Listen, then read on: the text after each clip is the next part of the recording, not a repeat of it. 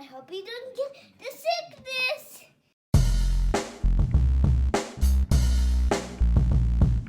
My boy Kurt is a stay-at-home dad, watching Disney movies he never had. His daughter digs through all the VHS, crushing the classics in a princess dress. Informed like Scuttle, Kurt's got your ticket, making it real like Jiminy Cricket. Most are off the Captain Hook, but if the Tweedle dumb, he'll be taking more shots than Bambi's mom. Leaves him raised like Simba, or cracked like the beast dishes. He'll show you a whole new world, you won't need 3 wishes. Stay-at-home Disney dad.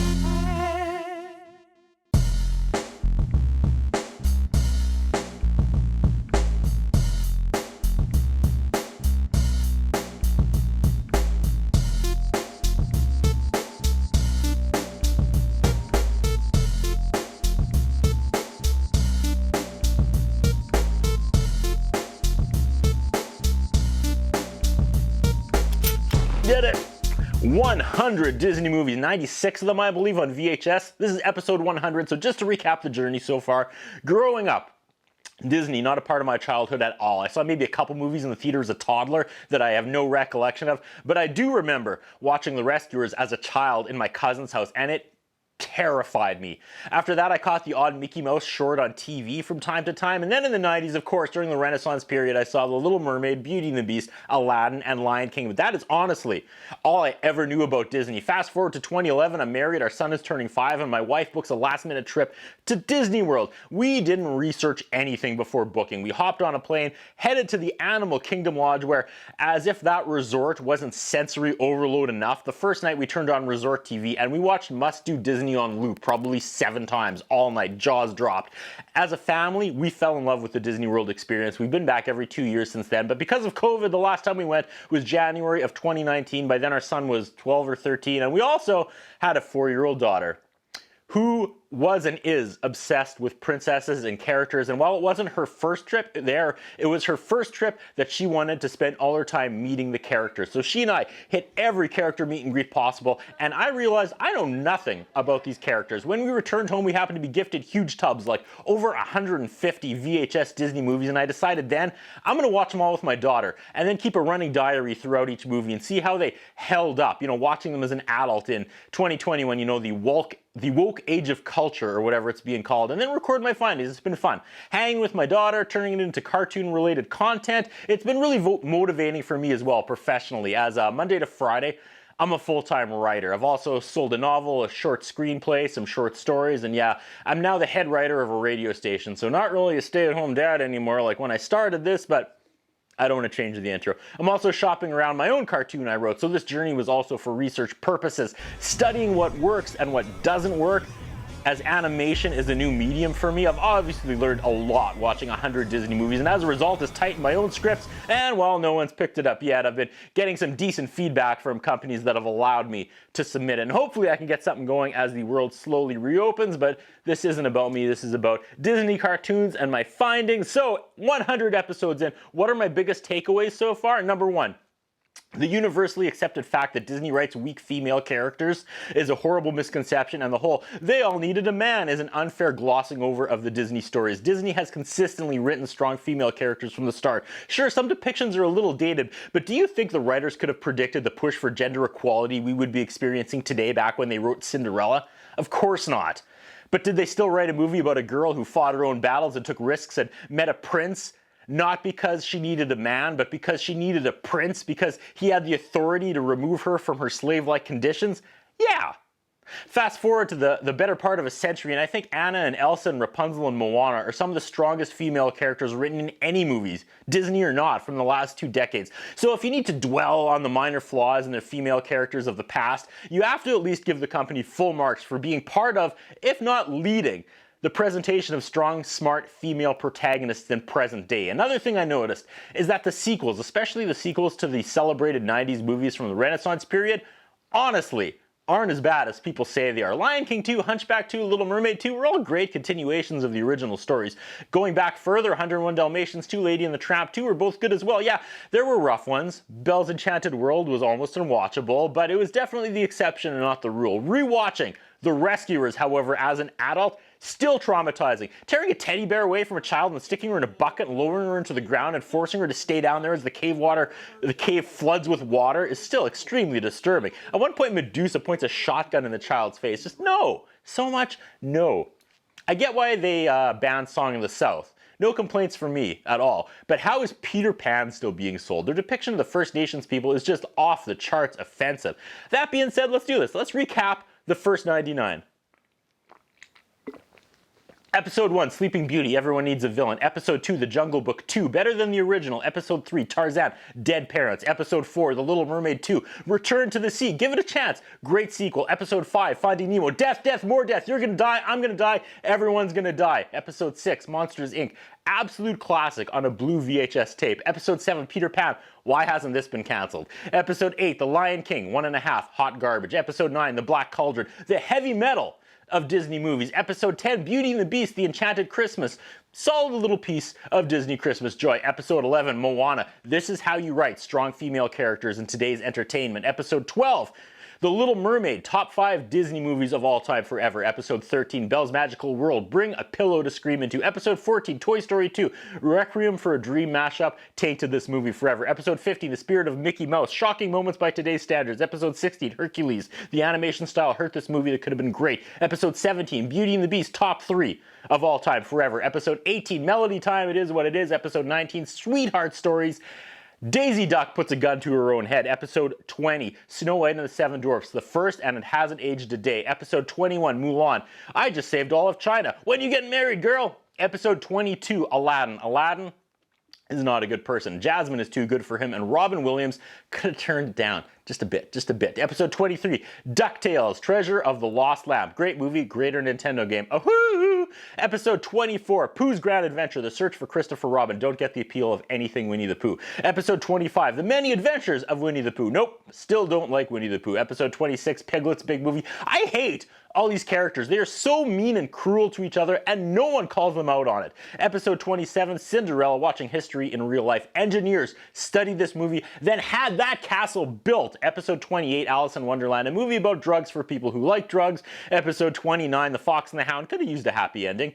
Episode 30, The Little Mermaid, Ariel's Undersea Adventure, short stories, true to the original. Episode 31, Quarantine Begins, Pocahontas 2. Being Canadian, the term savage makes me really uncomfortable. Episode 32, everyone is at home in lockdown, so I try to record one of these in the cold garage, deep in the Canadian winter. First live movie, The Haunted Mansion, great atmosphere, great script. The adult jokes don't land. Episode 33, Dumbo, a new mother warned me not to watch this heartbreaker and I didn't listen, and it broke my heart. Episode 34, Fantasia, Lost Potential. Episode 35, Fantasia 2000. 59 years later, they made a sequel and it was Lost Potential. Episode 36, Robin Hood, slow burn but amazing third act. Episode 37, Fun and Fancy Free, one of the scariest segments in Disney history, traumatizing millions of children. Episode 38, Pinocchio, I want a giant plush monstro. Episode 39, Lady and the Tramp, eating is never sexy. Episode 40, The Rescuers, one of the only movies I had seen before I started this journey, and it ruined my childhood, for real. This movie is way too dark. Don't put Penny in the ground, don't put her... It doesn't matter, never mind.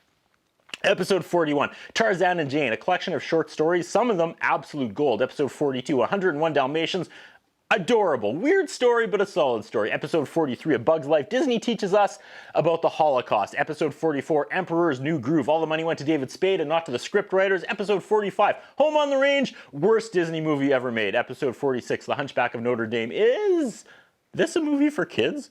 Episode 47, 101 Dalmatians, 2 Patches London Adventure, better than the original. Episode 48, Make Mine Music, kind of like Fun and Fancy Free, except no scene where Donald Duck's advanced stages of starvation forces him to murder cattle.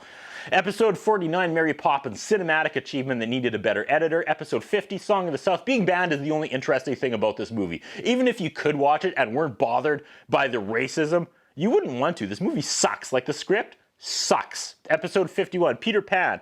2, Return to Neverland, way better than the original. Episode 52, Hunchback of Notre Dame 2. Quasimodo, who is ugly on the outside but beautiful on the inside, meets Madeline, a woman who is beautiful on the outside but ugly on the inside. Come on, brilliant second chapter. Episode 53, Car 53, it's Herbie Goes Bananas. Turn your mind off and it's kind of fun. Episode 54, Lion King 2, Simba's Pride, gets a bad rap. It's a good movie. Romeo and Juliet, hard to mess up. Episode 55, Old Yeller, they shoot the dog. Episode 56, Heidi. And this begins the live 5 movies I dread watching, and then they turn out to be absolute gold. Episode 57, Mickey's House of Mouse Villains. Spooky clip show with a really fun wraparound story. Love Halloween. Episode 58, Cartoon Classics, Volume 13, Donald's Scary Tales. This is what's missing in today's cartoons. Episode 59, Pete's Dragon. This inspired Dark Knight, I think. Episode 60, Aladdin 2, The Return of Jafar. Also the return of hypocritical Aladdin, who lies to everyone, including his wife. Episode 61, The Brave Little Toaster. Let the bodies hit the floor. Episode 62, Aladdin and the King of Thieves. Hypocritical Aladdin lies to everyone, including his wife, and now has dad issues. And I look like the guy from Game of Thrones. Yeah, episode 63, Mickey's Once Upon a Christmas.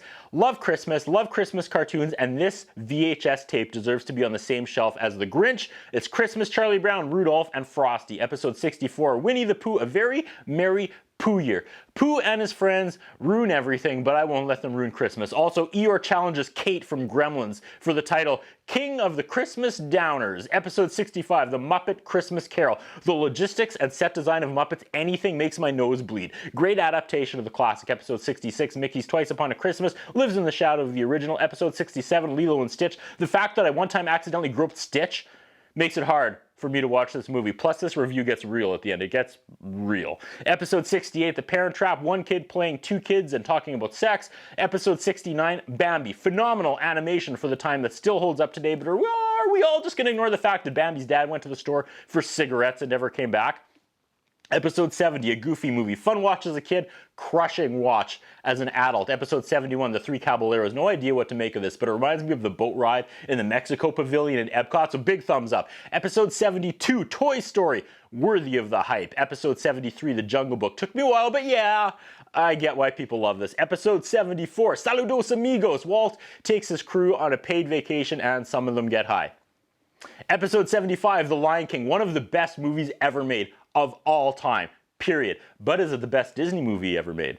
Episode 76, Frozen 2. Took me one take, 46 minutes to properly praise this absolute masterpiece. If you didn't like Frozen 2, it says more about you as a human being than it does about the movie. Episode 77, So Dear to My Heart. Not one of my favorite movies, but one of my favorite reviews. Episode 78, Greyfriars Bobby. Same as So Dear to My Heart. These were so much fun to review. Episode 79, James and the Giant Peach. Child abuse has no place in a kid's movie. It knocks me out. Just don't. Episode 80, Flubber. Poor Robin Williams. Episode 81, Disney Sing-Along Circle of Life. I judge it as a 90s mixtape. 90s girls loved mixtapes. Episode 82, Treasure Island. No idea if I'm supposed to be laughing at some of these scenes, but I am. Episode 83, The Rescuers Down Under. Better than the original, but still, of course, got to force in some scenes of darkness, so I guess true to the original. Episode 84, Bedknobs and Broomsticks. Dreaded watching it. And I loved it. Episode 85, Mighty May begins. Mighty Ducks 1, sports, hockey. Everyone who is talented enough to play hockey loves this movie. I get it, but I cannot play hockey. And yes, I'm Canadian, judge me. Episode 86, D2, let's get the team back together and make it better than the original. Episode 87, D3, lines are crossed, and it's time to end this. Episode 88, The Country Bears, so many questions. Episode 89, the Epcot World Showcase Tour and movie begins. Mexico and Coco. This is as good as anything from the Renaissance era. Episode 90, Norway and Frozen. Frozen is the best Disney franchise of all time. Episode 91, China and Mulan 2. Once again, you are China's most celebrated warrior. But when are you going to get married, girl? Episode 92, Germany and Tangled. Like Coco, this is as good as anything from the Renaissance era. Episode 93, Italy and Lady and the Tramp 2, Scamp's Adventure. Better than the original. Episode 94, America, Oliver and Company. Forget all the dogs. Why does the homeless guy owe the mob boss so much money? Episode 95, Japan and Cars 2. I don't get it. I'm sorry. I don't get Cars at all. Episode 96, Morocco and Princess Stories Volume 1. Disney has a hearing impaired African American mermaid that does underwater sign language.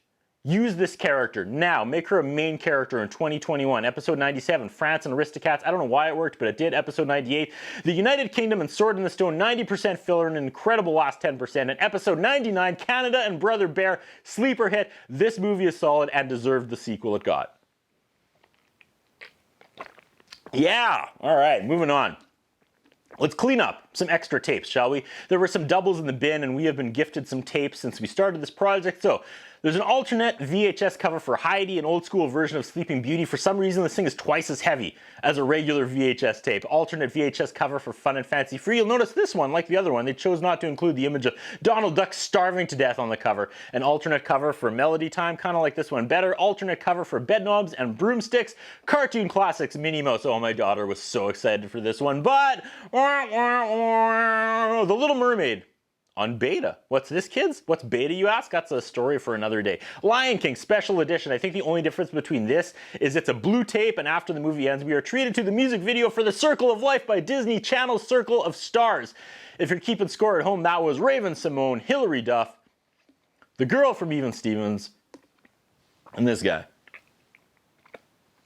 Someone gifted us this incredible Fantasia VHS box set. This monster is 2 VHS tapes, 2 CDs of music, and a giant book of art like this. Check this out. I have no idea what this is from, but out of the corner of my eye one day I saw this and I took a picture of it off the TV on my phone, and I swear it's an alien from Sesame Street. Look at it. Yep.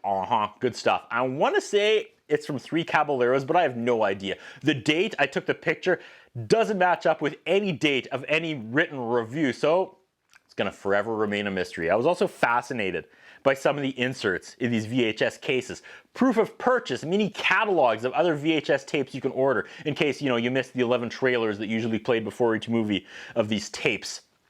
Standalone inserts promoting upcoming releases, coupons for CD-ROM games, some Rub Aladdin's Lamp promo to win a free book, mail-in rebates, doesn't that take you back, Sleeping Beauty commemorative booklet, can't get that on a streaming service, just saying, an opportunity to join the Touchstone Hollywood Pictures home video mailing list, love this promo, buy 10 VHS tapes and collect the stamps, then mail it in for an official Disney Gold Collector shelf, I want one of these, more standalone flyers, a video shopping guide, a mail-in order from Kellogg's cereal, you could get a Hercules breakfast set. I also want this. Card for Disney DVD Bingo, free Hunchback book, Music of the Jungle Book commemorative song booklet, introducing the Disney Masterpiece Collection. Disney, collect the very best in video promo. It just never stops. Save $2 on Cinderella 2, Open Sesame, a wealth of Disney video treasures awaits you. Send $4 in for a rebate. Video shopping guide, Magic of Bambi commemorative booklet, Aristocats promo, Disney video booklet with mirror image sticker inside. Save $5 on Oliver and Company. James and the Giant Peach drops October 15th. Disney Magic Movie Rewards. I like the look of this one.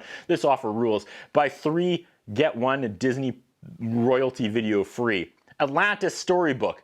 And an Oliver and Company Heinz ketchup coupon. I'm tapping out after that one. Wow. Guess that's it.